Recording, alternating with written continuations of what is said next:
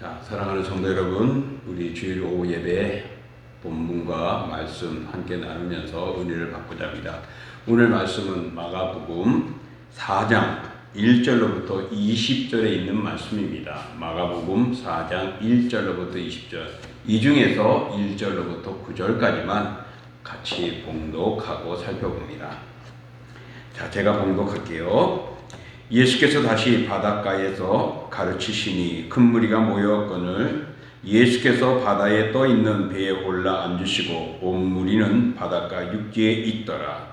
이에 예수께서 여러 가지 비유로 가르치시니 그 가르치시는 중에 그들에게 이르시되 들으라, 씨를 뿌리는 자가 뿌리러 나가서 뿌릴새 더러는 길가에 떨어짐에 새들이 와서 먹어버렸고 더러는 흙이 얕은 돌밭에 떨어짐에 흙이 깊지 아니하므로 곧 싹이 나오나 해가 돋은 후에 타서 뿌리가 없으므로 말랐고 더러는 가시 떨게 떨어짐에 가시가 자라 기운을 막음으로 결실하지 못하였고 더러는 좋은 땅에 떨어짐에 자라 무성하여 결실하였으니 30배나 60배나 100배가 되었느니라 하시고 또 이르시되 들을 귀 있는 자는 들으라 하시니라. 아멘. 자, 오늘 저희들이 봉독한 말씀을 통하여서 열매를 많이 맺으려면 이라는 제목으로 함께 말씀의 은혜를 나눠보고자 합니다. 사복음서에는 예수님의 비유가 많이 담겨져 있습니다. 예수님께서 비유로 말씀하신 이유는 어디 있느냐?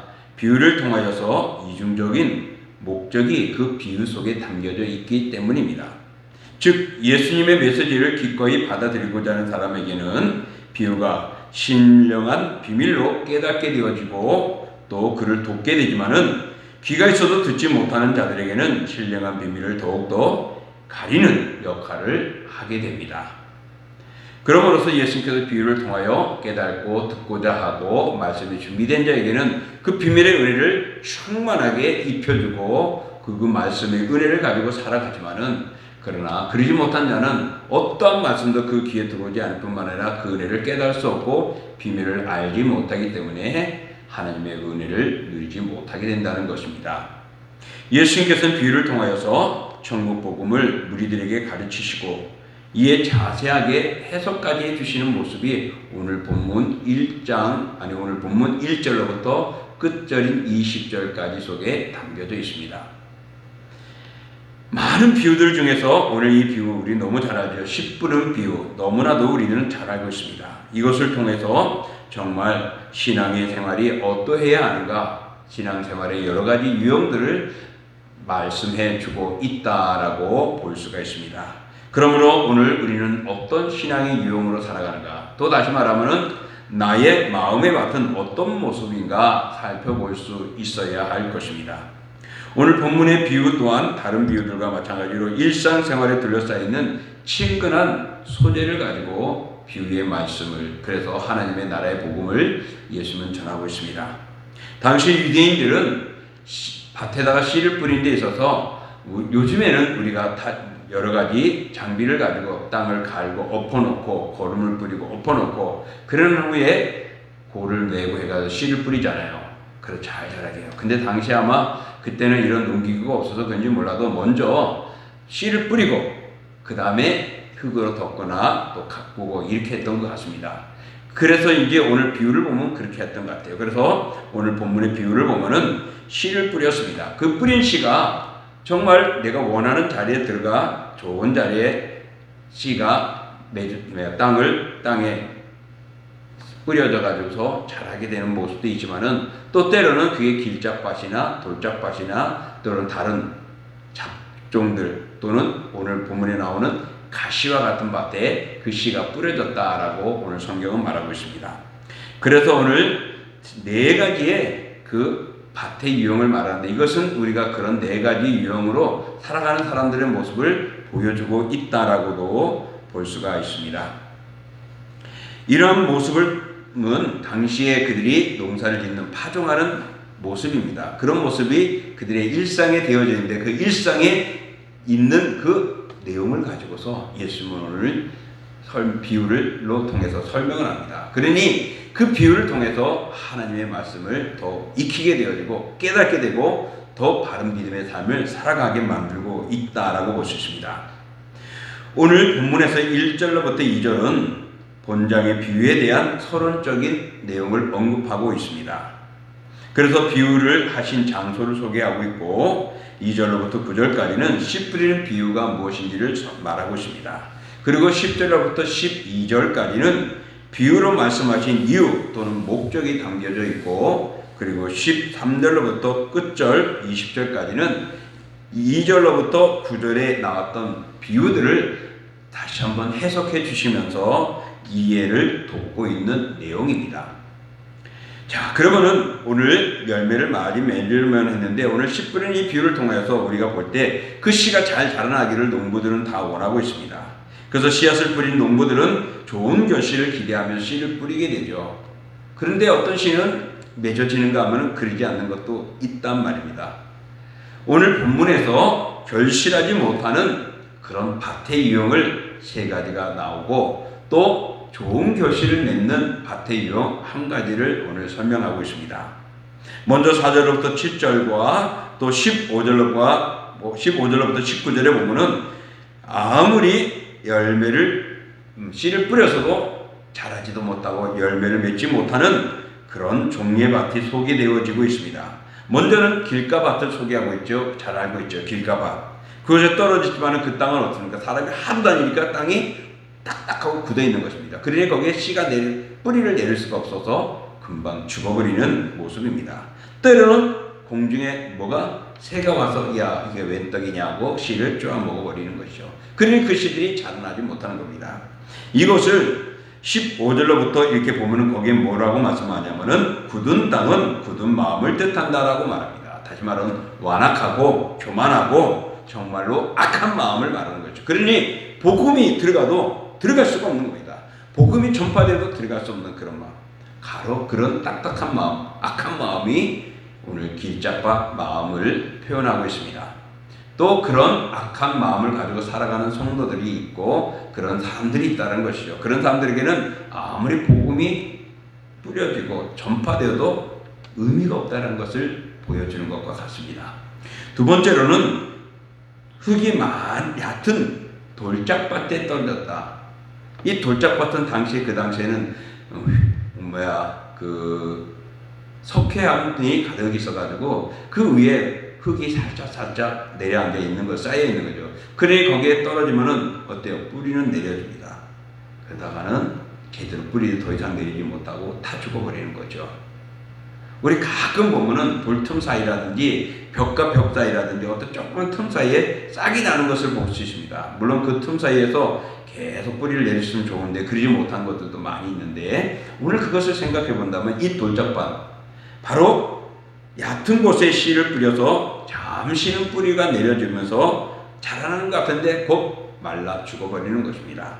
이것을 해석해 주기를 뭐라고 말하냐면 감정의 기복이 심한 마음을 이야기합니다. 다시 말하면 심지가 깊지 못한 겁니다. 견고하지 못해서 흔들리는 겁니다. 요동하는 것입니다. 그래서 제대로 성장하지 못한 것을 의미하는 것입니다. 그러므로 이 돌밭은 잠시는 복음을 받아들인 것 같은데 복음대로 살아가지 않는 겁니다. 자기 뜻대로 살아가는 거예요. 그러니까 그는 영적으로 죽을 수밖에 없는 것이죠. 오늘 많은 사람들이 그래 이 말씀 감사합니다라고 아멘 하면서도 삶대로 살아가지 못하는 것이죠. 그래서 그 마음은 심지가 견고히 믿음의 뿌리 내지 못하고 금방 세상으로 넘어간 자들입니다. 또 세 번째로는 가시밭이 나옵니다. 이곳에서는 싹이 나온다고 그럽니다. 뿌려졌으니 식물이 가시가 다른 곳에 땅에 있어서 자라나지만은 어느 정도 자라다가 멈춰버리는 거예요. 왜? 그 가시 때문에 그 장애물 때문에 더 이상 커지도 못하게 되고 또 상처를 받게 되고 찔림을 받게 되어서 결국에는 햇빛도 못 보고 결실도 하지 못하고 많은 것을 성경은 말하고 있습니다. 이것을 해석해 놓기를 예수님은 세상적인 염려와 근심과 유혹과 욕심 등에 매여가지고 자라지 못하고 믿음에 성장하지 못하는 겁니다.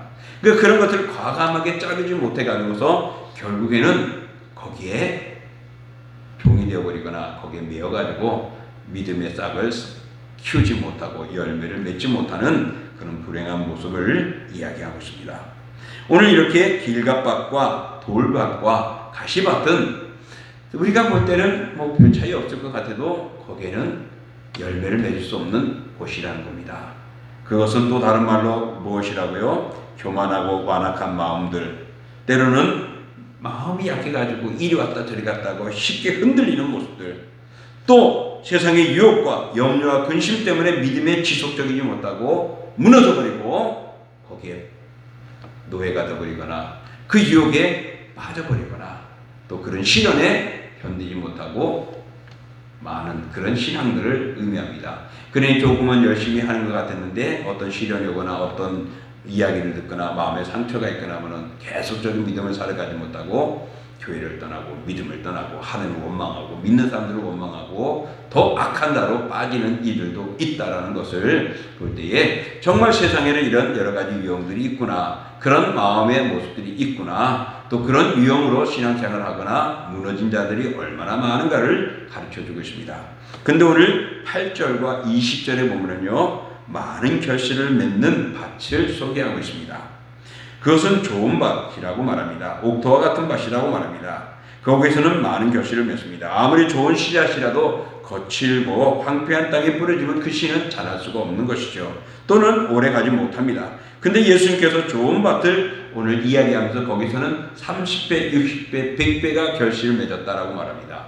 이 좋은 밭은 무엇이라고 말씀하느냐? 말씀을 듣고 받는 자를 말합니다. 즉 그 마음에 말씀을 듣고 말씀을 받아들인 자들의 그 마음밭을 오늘 예수님은 해석하며 설명해 주었습니다. 그런 밭이 30배, 60배, 100배의 풍성한 결실을 맺게 되었다고 말합니다.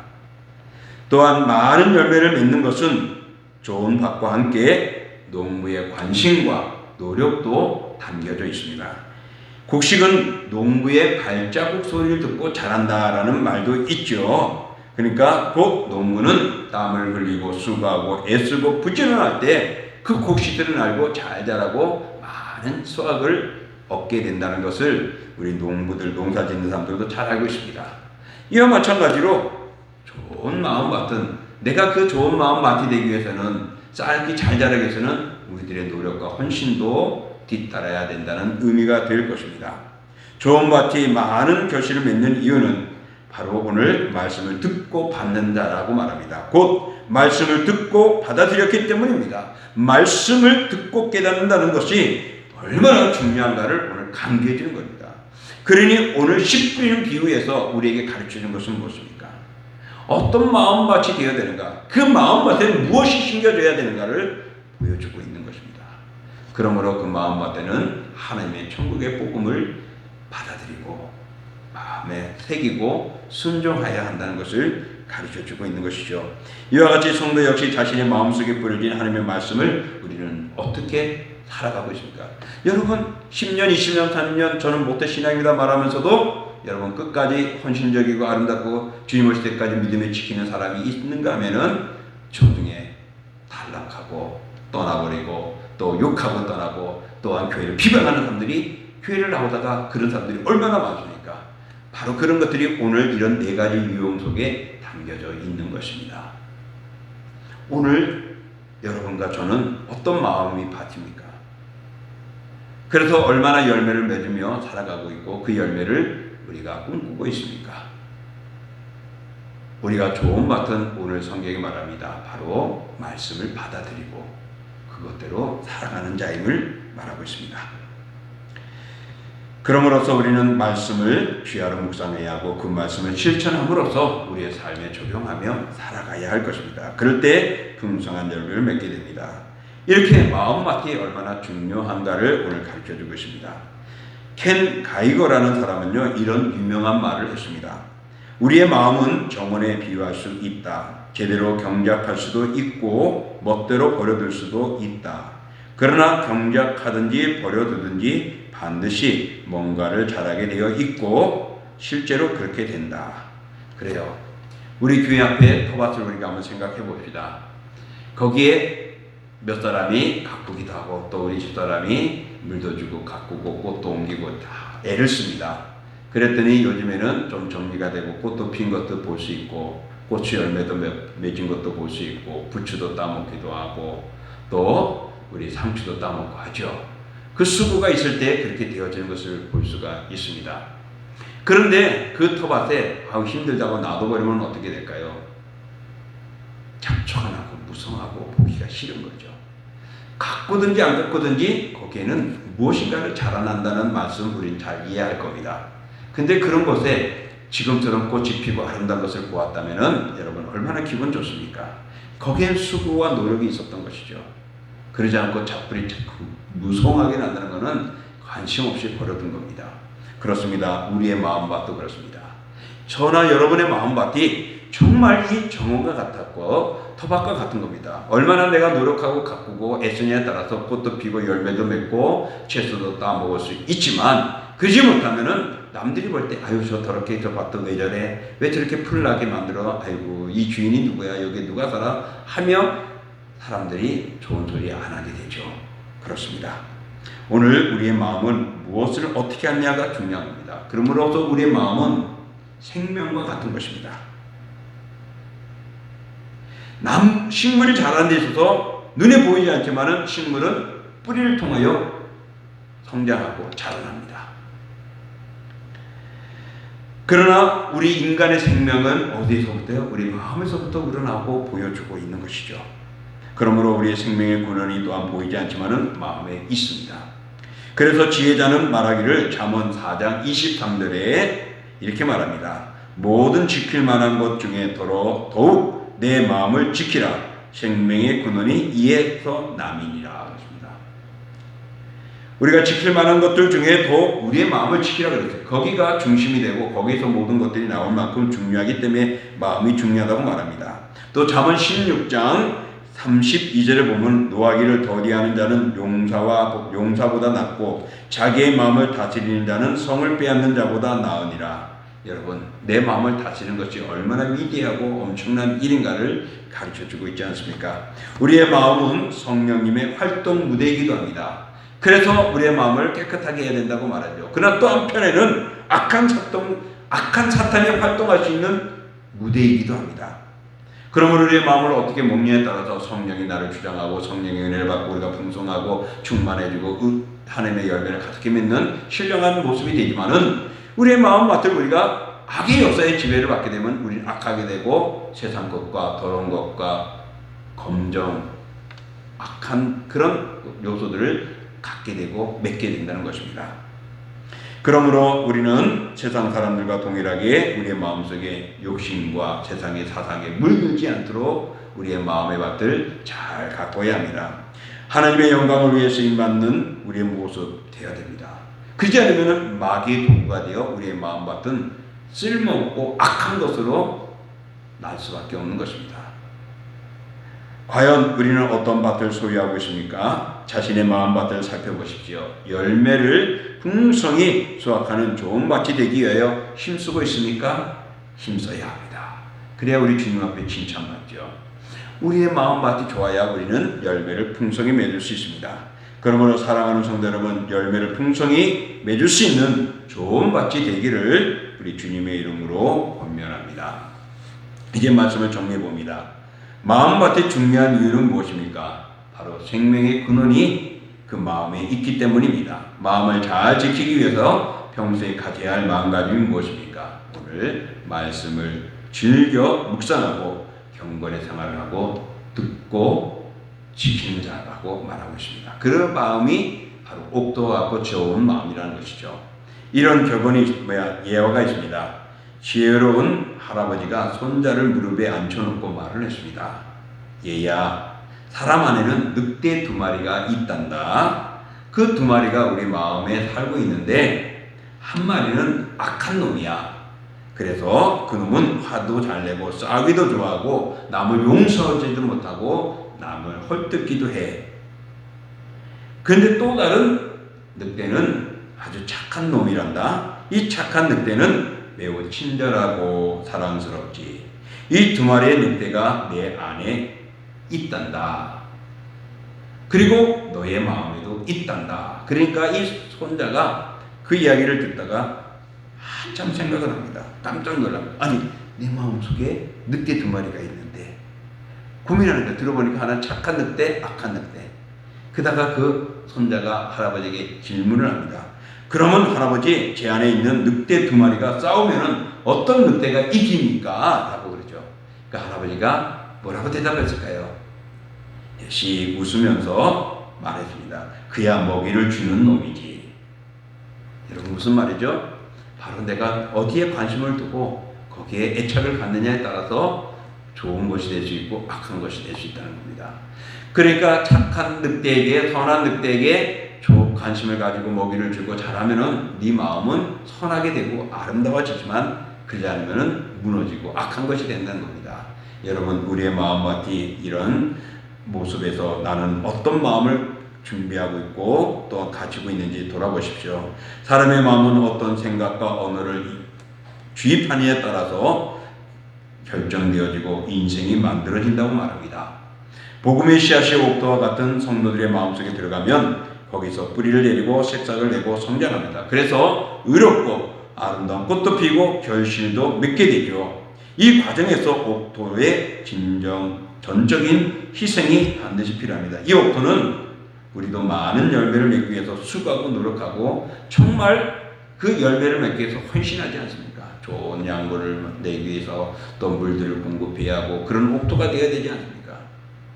그러므로 우리가 하나님의 교회가 든든히 쓰고 또 우리가 온전하게 위해서는 모이고 힘쓰고 수고하고 옥토가처럼 농부가 수고하듯이 땀 흘리는 헌신과 노력이 포함되어져 있어야 합니다. 그러므로 우리도 많은 열매를 맺기 위해서는 좋은 밭이 되어줘야 하고 좋은 밭은 말씀을 받아들이는 자라고 말합니다. 그리고 순종하는 것이 그런 삶을 가진 자가 좋은 밭이라고 말합니다. 그러므로 사랑하는 성도 여러분, 복음을 위한 수고와 희생을 우리는 아끼지 않아야 합니다. 그래서 좋은 밭을 만들어야 될 줄 믿습니다. 따라서 말씀을 늘 가까이 두고 묵상하시고 듣기에 즐거워하십시오. 그래서 많은 열매, 귀한 열매를 맺어가야 할 것입니다. 하나님의 말씀, 곧 성경은 우리를 교훈하고 책망하고 바르게 하고 의롭게 하기에 유익하다고 말합니다. 또 하나님의 사람으로 온전하게 갖추는데 유일한 말씀이요, 책이요, 양식입니다. 그리고 선한 일을 행하는 능력을 취하게 되는, 소유하게 되는 것이라고 말하고 있습니다. 그러므로 말씀을 많이 묵상하고 읽고 공부하고 들으셔서 내 인격에 성령의 열매를 또 각 분야와 요소에서 귀한 열매를 많이 맺을 수 있는 열매를 많이 맺는 우리 모두가 되고 그런 마음밭이 되어지고 그런 성도가 되고 그런 삶을 이어가시기를 주님의 이름으로 축복합니다. 기도합니다. 영원하고 귀하신 주 하나님 아버지, 오늘도 우리 씨 뿌린 비유를 통하여 그 마음의 밭을 우리가 살폈습니다. 길가밭과 또 돌짝밭과 그리고 가시밭은 그들이 제대로 뿌리도 내리지 못하고 새에 쪼아 먹어버리고 시련이 오면은 말라버리고 또한 죽어버리는 것을 표현했습니다. 그래서 그런 것에서는 자라지도 못하고 열매를 맺지 못하는 나쁜 밭임을 가르쳐주고 있고 또 그 씨를 뿌렸을 때 좋은 밭, 옥토와 같은 밭은 그곳에서 30배, 60배, 100배의 결실을 맺는다고 말합니다. 그런 밭이 좋은 밭이라고 말합니다. 그런 좋은 밭은 하나님의 말씀을 보고 듣는 자라고 말을 하고 있습니다. 그러니 좋은 밭은 우리가 말씀을 얼마나 듣고 있고 얼마나 지키고 있고 얼마나 순종하고 있고 말씀을 가까이 하고 있는가를 가르쳐줍니다. 다시 말하여 좋은 성도, 믿음의 성도, 열매를 맺는 성도는 하나님의 말씀과 가까이 가야 한다는 것을 가르쳐줍니다. 주여, 오늘도 말씀을 가까이 함으로 우리의 마음밭이 좋은 밭이 되게 하여 주소서. 지금 내 밭은 어떤 밭입니까? 길가밭, 돌짝밭, 또 가시밭과 같은 것인지 또 좋은 옥토와 같은 밭인지를 우리 살피면서 우리의 마음에 말씀으로 키우게 하시고 말씀으로 은혜 받게 하여 주시고 말씀으로 살아감으로 인하여서 그 마음의 헌신과 수고가 뒤따름으로 아름다운 열매를 맺는 좋은 밭이 되게 허락해 주시고 좋은 믿음의 사람들 되기를 원합니다. 그러므로 말씀 가까이 하게 하여 주옵소서. 이제는 우리 주 예수 그리스도의 은혜와 그 아들 이 땅에 내어주신 하나님의 그 크신 사랑하심과 성령의 역사와 인도와 교제와 교통하심이 오늘도 좋은 열매를 맺는 좋은 밭이 되고자 말씀을 가까이 하고 살아가는 사랑하는 성도들, 그들의 모든 믿음과 신앙과 그의 영역과 삶의 터전 위에, 그리고 그 가정과, 그리고 함께하는 우리 동신교회와 동부노회와 서울선교 신학대학원 대학교와 총회 위에 주께서 30배, 60배, 100배의 결실을 맺게 하는 풍성한 은총이 저들 속에 가득하기를 축원하옵나이다. 아멘.